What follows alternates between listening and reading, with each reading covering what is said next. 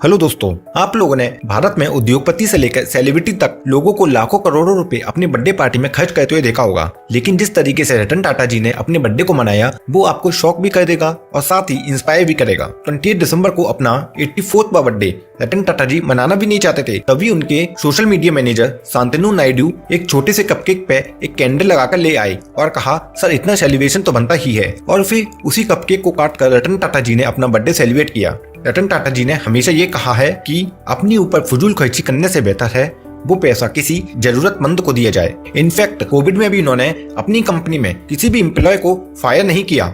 अगर आपको इस वीडियो ने इंस्पायर किया हो तो हमें कमेंट सेक्शन में जरूर बताएं कि आप अपना नेक्स्ट बर्थडे कैसे मनाना चाहेंगे। हेलो दोस्तों, रतन टाटा से एक बार इंटरव्यू में एक सवाल पूछा गया कि आपने बोला था कि मैं डिसीजन लेने में बिलीव नहीं करता, बल्कि मैं डिसीजन लेता हूं और उसको सही बना देता हूं।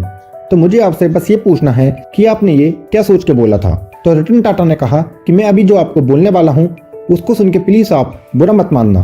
एक्चुअली मैंने कभी ये बोला ही नहीं। किसी ने सोशल मीडिया पे मेरी फोटो के बगल में ये क्यूट लिख दिया था और जो लाइन मैंने कभी बोली ही नहीं उसके बारे में आपको क्या राय दूं। दोस्तों, आपको रतन टाटा का ये जवाब सुन के कैसा लगा हमें कमेंट सेक्शन में जरूर बताएं और साथ ही हमारे चैनल को लाइक एंड सब्सक्राइब करना ना भूलें।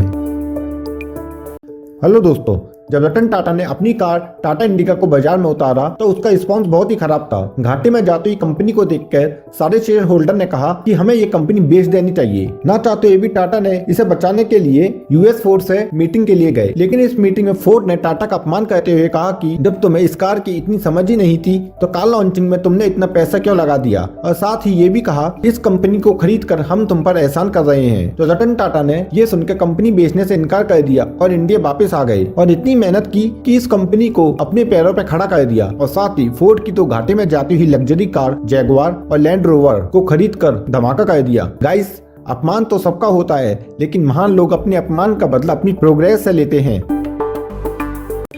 हेलो दोस्तों, क्या आप जानते हैं कि एक बार एक इंटरव्यू में काफी सारे लोगों से एक सवाल पूछा। सवाल कुछ इस प्रकार था कि आपको BMW खरीदने में कितना टाइम लगेगा। तो डॉक्टर ने जवाब दिया कि वो BMW कार को 6 से 8 महीने में खरीद लेगा क्योंकि उसकी प्रैक्टिस अच्छी चल रही है। MBA वाले बंदे ने जवाब दिया कि वो 10 से 11 महीने के अंदर कार को खरीद लेगा अगर वो हार्ड वर्क करे तो।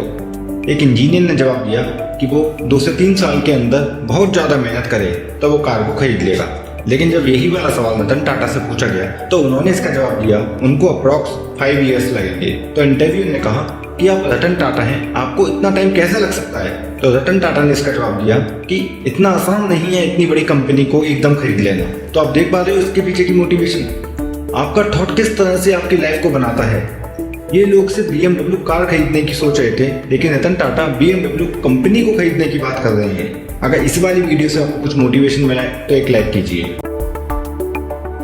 हेलो दोस्तों, हर बार की तरह सबके घर में न्यूज़पेपर आया, लेकिन अब की बार कुछ अलग हुआ था। टाइम्स ऑफ इंडिया न्यूज़पेपर में लिटरली हर जगह से आई लेटर गायब था। जब आप उस न्यूज़पेपर को देखोगे तो आपको खुद लगेगा कि कोई प्रिंटिंग इशू हुआ होगा, लेकिन फिर आपके दिमाग में ये जरूर आएगा कि टाइम्स ऑफ इंडिया जैसे इतनी बड़ी न्यूज़पेपर कंपनी ऐसी गलती कैसे कर सकती है। जैसे ही लोगों ने पन्ने पलटाए तो लोगों को उनके सारे सवालों के जवाब ही मिल गए। दरअसल टाटा कंपनी ने टाइम्स ऑफ इंडिया के साथ कोलैब करके टाटा सॉल्ट को प्रमोट किया। पहले सबका अटेंशन आई की तरफ लेके गए, फिर लास्ट में लिख दिया is I missing your body as well. इस आई का मतलब था आयोडीन। और रतन टाटा जी हमारे देश के किसी भी व्यक्ति में आयोडीन की कमी नहीं देखना चाहते थे और लास्ट में टाटा सॉल्ट को प्रमोट करके उन्होंने एक ट्रस्ट बनाया। ये सच में इतना क्रिएटिव आइडिया था सबका अटेंशन ग्रैब करने का, और ये सब किसने किया? हमारे सबके फेवरेट रतन टाटा जी ने। दोस्तों, आपको ये जानकारी कैसी लगी कमेंट सेक्शन में जरूर बताइएगा और साथ ही रतन टाटा जी के लिए एक लाइक और सब्सक्राइब करना ना भूलें। धन्यवाद दोस्तों।